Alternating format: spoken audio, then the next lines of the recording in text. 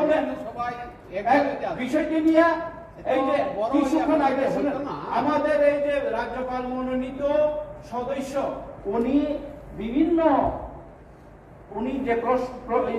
প্রশ্নটা করেছেন যে বাজার ইনস্টলেশন থেকে আরম্ভ করে হ্যাঁ কোম্পানি আনবেন ক্লাস 3 পর্যন্ত পড়ছে ক্লাস 3 পর্যন্ত পড়ছে আমরা গ্রাজুয়েট আমরা রাজ্যপাল মনোনীত না রাজ্যপাল মনোনীত অনেক কিছু করতে পারে এসে আজকে আমি সিএম ইনচার্জ হিসেবে ওনাকেও ওনার যে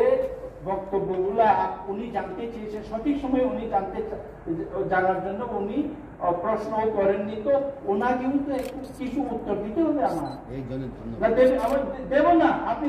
তাদের আপনাদের এই এমডিসিকে আপনারা অধিকার দিবেন না আমি বলছিলাম বলতে আপনি তো একটা থেকে এক টাকা দিয়ে কমিটির ব্যাপারে আমাদের বক্তব্য আছে ওইটা তো রিলেটেড আপনার বক্তব্য থাকতে পারে আপনার বক্তব্য শুনেছি আমরা তখন আপনার বক্তব্য তো শুনলাম আমরা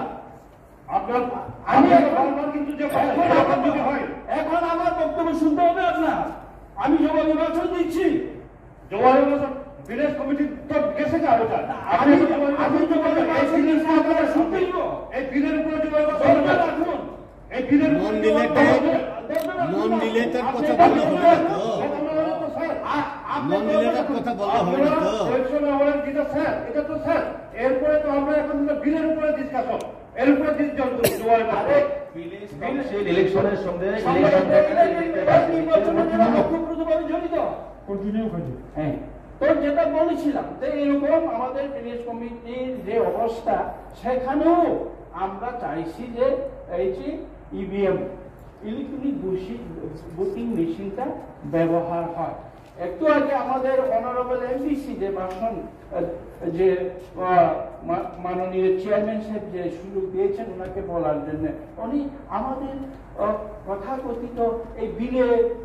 এটি বলছেন নাকি না এটার বাইরে তো উনি প্রশ্ন করেছেন ওটার উত্তর দেওয়ার দরকার আমাদের না উনি বলেছেন শিক্ষা তুই লামার ব্যবস্থা না এটা করতে হবে হ্যাঁ ভোট হ্যাঁ মাস্টার নাই কোম্পানি আনতে হবে টাকার প্রশ্ন অনারেবল এমপিসি সাহেব আমরা কত প্রজেক্ট পাঠিয়েছি হাজার হাজার কোটি টাকার প্রজেক্ট পাঠিয়েছি আপনি যে স্কুলটার কথা বলছেন যে রাস্তার কথা বলছেন যে জলের কথা বলছেন আমাদের বুক ফাটে আমরা করতে পারছি না সেই ধরনের টাকা আমাদের কাছে অর্থ সংস্থান নেই এর জন্য আমরা ওই একটু আগে আপনারা বলেছিলেন যে টাকা কোথায় কার সিন্ধুকে গিয়ে এই যে নীতি আয়োগের 10 কোটি টাকা আমরা সাবজোনাল তৈরি করেছি সাবজোনাল যে 10টা সাবজোনাল তৈরি করেছি এই যে ওই কাউন্সিল ভবনে তৈরি করার যে নীতি আয়োগের টাকা হ্যাঁ আমরা ডাইভার্ট করেছি কিন্তু জনসাধারণের সেবাতে আমরা ওইটা সাবজোনাল ভবন আমরা তৈরি করেছি অম্পিতে অলরেডি উদ্বোধন হয়ে গেছে আপনার এখানেও তো উদ্বোধন হয়ে গেছে অনেক জায়গাতে এখন উদ্বোধন হয়ে আমার এখানে ইয়েতে হবে তুই মধুতে হবে উদ্বোধন হয়ে যাবে আপনারা আরেকটা বিষয় যে ওই এনইসির যে ত্রিপুরা ভবন শিলংয়ের সাথে জড়িয়ে শিলংয়ের এটা সেপারেট বাজেট সেপারেট এনইসি থেকে 4 কোটি টাকা ওনারাই আমাদেরকে এখনো দেয় নাই শুধু ডিপিআর তৈরিটা ওইটা কখনো এখনো হয় নাই ডিপিআর আপলোড হয়েছে মাত্র স্যাংশন হয়ে আসবে কিনা সন্দেহ এরিয়াতে ডেভেলপ করার জন্য বিকাশ ডেভেলপমেন্ট কাছ থেকে টাকা আনেন কিন্তু 50টা সাবজোনাল করার জন্য টাকা আনুন না আরো আমি তো দিতে রাজি আমরা পাঠিয়েছি প্রজেক্ট আমাদের প্রজেক্ট এখন অব্দি 5,500 কোটি টাকার প্রজেক্ট পাঠানো আছে কিন্তু আসে নাই তো হ্যাঁ আমরা থ্যাংক ইউ জানাতে চাই আপনি গরু রচনা লেখেন নদী রচনা লিখবেন না আমরা ধন্যবাদ দিতে চাই আপনাদের মারফত আমরা অনারেবল এই যে চিফ মিনিস্টারের মারফত আমরা হসপিটাল প্রাক্তন চিফ মিনিস্টারের ইয়েতে আমরা হসপিটাল পেয়েছি ভার্টিক্যাল এক্সটেনশন পেয়েছি হ্যাঁ আমরা আরো চাই যেটা স্কুল 1633টা স্কুল আমরা এখানে ইনফ্রাস্ট্রাকচার ভাবে আমরা মেরামত করতে পারছি না, মাস্টার নিয়োগ করতে পারছি না, পেনশনারদের টাকা দিতে পারছি না। তো আমরা এখন আপনি যে বলেছেন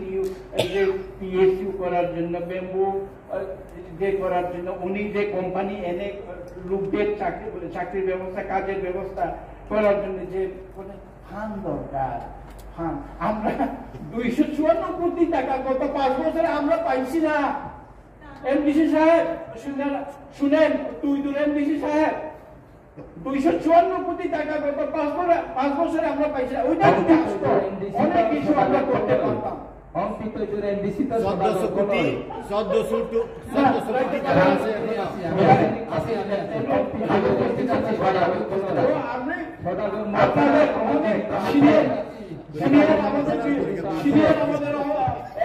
আমার কিন্তু খুব প্রিয়, আমাকে উনি ভালোবাসেন। আজকে আমাকে এই ধরনের বলছেন, কিন্তু ওনার সাথে আমার ভালোই একটা সম্পর্ক। দাদা, আমরা সবাই মিলে চলুন। আপনি আজকে একদিনের সিএম, আপনার সব কথাটা বিকৃত হচ্ছে, কিন্তু আজকে একদিনের সিএম হিসেবে কিছু কথা বলবেন না, ঠিক আছে, পরিচালিত এমডিসি প্রশ্নের উত্তর দিতে দাও, এত ডিস্টার্ব করেন কেন?